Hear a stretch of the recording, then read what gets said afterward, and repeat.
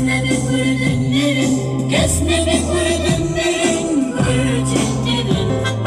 Şimdi mi katla kendi ala kurdan, şimdi mi katla kendi ala kurdan.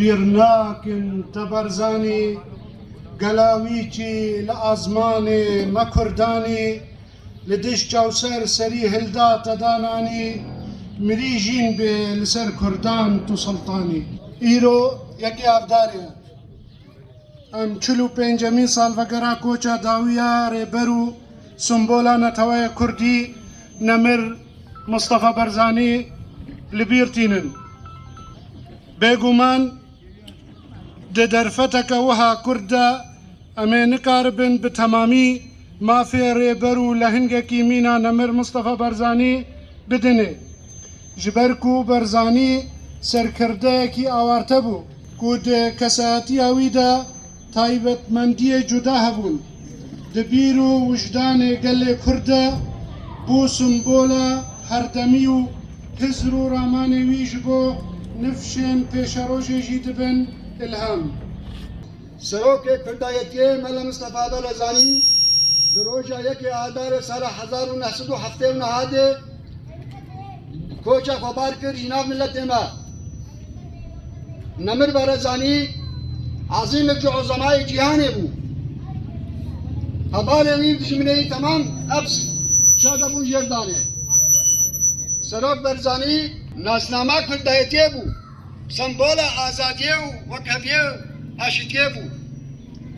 Jiyana Serok Barzanî dîroka milletê Kurd e. Ew jiyana got temam xist bin xidmeta milletê xwe de dijî zulm û zorê û bindestiyê. Ew jiyana got xist xidmeta milletê xwe de ji wana xediya azadiye û serfiraziyê û wekheviye.